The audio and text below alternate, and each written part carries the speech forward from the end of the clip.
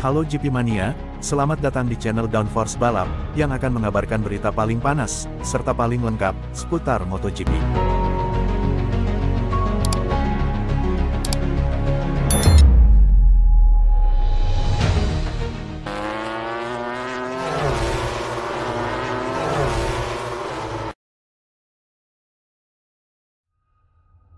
Latihan bebas latihan MotoGP Le Mans, Martin mendominasi dengan Marc Marquez di luar Q2. Di awal latihan MotoGP yang menjadi penutup hari mereka, Marc Marquez terjatuh di tikungan 12 Le Mans. Vinales, pada bagiannya, memulai dengan kuat dan memimpin, tetapi Bagnaia mengejarnya pada waktu-waktu tersebut. Yang terjatuh juga adalah Brad Binder, di tikungan setelah Marquez terjatuh. Namun masih ada hampir 1 jam lintasan terbuka bagi para pelari tersebut. Perlu dicatat bahwa kondisinya benar-benar cerah dan latihan ini berlangsung pada waktu yang sangat mirip dengan balapan, sehingga para pembalap sudah menguji kompon ban yang berbeda. Pedro Acosta mulai melatih ritme dengan karet lembut, berada di urutan ketiga. Jorge Martin sudah tampil di posisi pertama untuk memastikan rekornya masuk 10 besar pembalap. Ketika masih ada waktu sekitar 20 menit tersisa untuk menyelesaikan latihan, Pecco Bagnaia mengungguli Martin, mengambil posisi pertama darinya. Hal ini tidak akan bertahan lama, karena tim Aprilia sepertinya sedang berusaha keras menjelang akhir sesi latihan, sehingga Alex Espargaro menempati posisi pertama dengan waktu pukul 1.31.113. Saat itulah posisi mulai bervariasi dan Fabio Di Giannantonio menetapkan waktu terbaik bersama rekan setimnya Bezzecchi di posisi ketiga.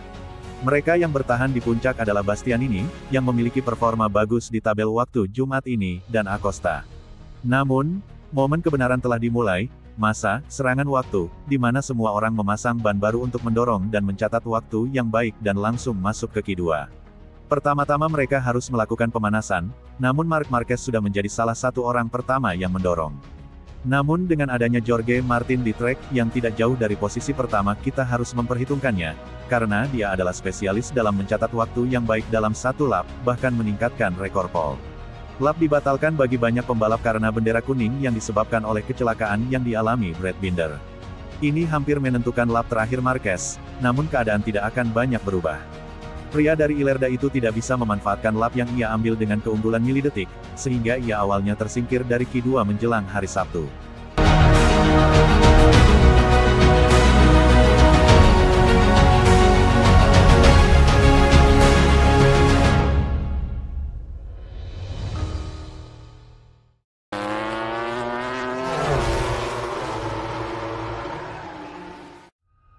Bos Ducati beri kode Marc Marquez OTW gabung timnya, omong kosong jika Francisco Bagnaia menolak.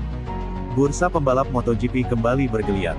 Kali ini sorotan tertuju ke garasi berwarna merah milik tim Ducati Lenovo yang berpeluang memiliki 2 matahari dalam satu ruangan. Ducati memang sedang menimbang-nimbang siapa calon pembalap mereka untuk musim depan. Sejauh ini baru Francisco Bagnaia yang dipastikan kursinya berkat sumbangsih gelar juara dunia dalam 2 musim terakhir di MotoGP. Teka-teki lantas mengelilingi sisi garasi lainnya yang saat ini dihuni Enea Bastianini. Apakah Bestia akan bertahan atau diganti? Ducati disebut sedang mempertimbangkan 3 nama. Selain Bastianini, 2 calon lainnya adalah Jorge Martin dan Marc Marquez. Ya, walau belum genap 3 bulan tampil di MotoGP dengan motor Desmosedici GP, juara dunia 8 kali itu sudah menempatkan dirinya dalam bursa berkat penampilan yang menggigit. Marquez segera mengungguli para pembalap motor lama Ducati seperti dirinya dan tidak cuma sekali menunjukkan potensi untuk memenangi balapan. Pada balapan terakhir di seri MotoGP Spanyol, Marquez dan Bagnaia menunjukkan kecepatan yang tidak tertandingi oleh rider-rider lainnya hingga bersaing berdua untuk posisi pertama. Meski demikian, mengesampingkan Martin dan Bastianini juga tidak bijak. Martin memuncaki klasemen sementara berkat 1 kemenangan lomba dan 2 kemenangan sprint. Adapun Bastianini, dia menempati peringkat 3 berkat penampilan yang stabil.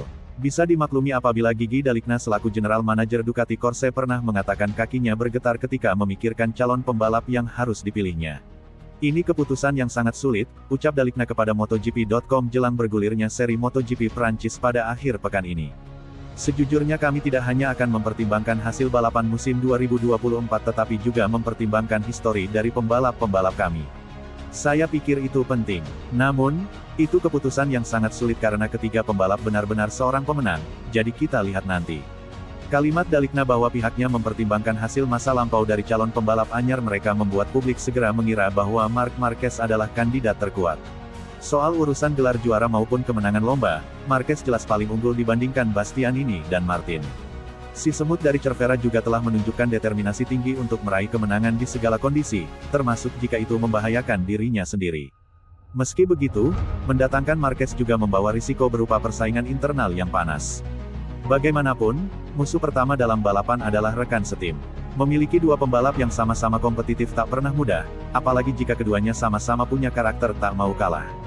Dan lagi-lagi, Bagnaia yang mendapat kecurigaan yang sama bahwa dia menghindari tandem yang bisa mengancam statusnya sebagai pembalap nomor 1 Ducati. Saya melihat video di Twitter bahwa seorang jurnalis Spanyol bilang dirinya mendengar saya tidak menginginkan Marc.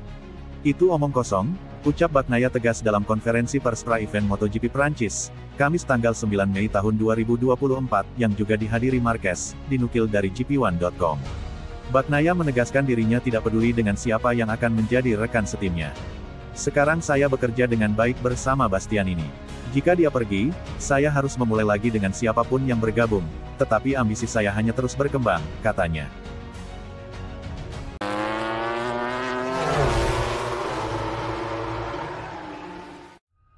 Fabio Di Giannantonio, Marc Marquez bukan lagi alien di MotoGP.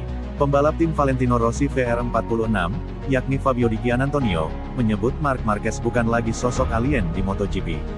Sebab, dia merasa kekuatannya tak beda jauh dengan Marc Marquez saat ini. Diketahui, Marc Marquez sudah jadi salah satu pembalap kuat di pentas MotoGP dalam beberapa tahun terakhir. Pasalnya, sejak debut di kelas MotoGP pada 2013, dia bisa langsung bersaing kompetitif hingga berhasil meraih gelar juara dunia. Sejauh ini, Marquez pun sudah merebut 6 gelar juara di kelas MotoGP. Tak ayal, Marquez dipandang sebagai pembalap terkuat hingga mendapat julukan The Baby Alien. Hanya saja, tren positif Marquez di MotoGP harus terhenti sejak 2022. Penyebabnya, ex-pembalap Repsol Honda itu mengalami cedera parah yang mempengaruhi performanya. Tetapi, Marquez sendiri sejatinya sudah perlahan bangkit di musim ini. Buktinya, dia bisa bersaing memperebutkan podium di banyak balapan, termasuk pada seri MotoGP Spanyol 2024.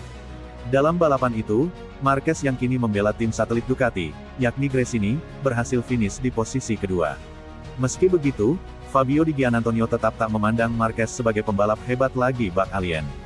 Menurutnya, kehebatan Marquez dengannya kini tak memiliki perbedaan besar. Dia, Marc Marquez, sangat agresif.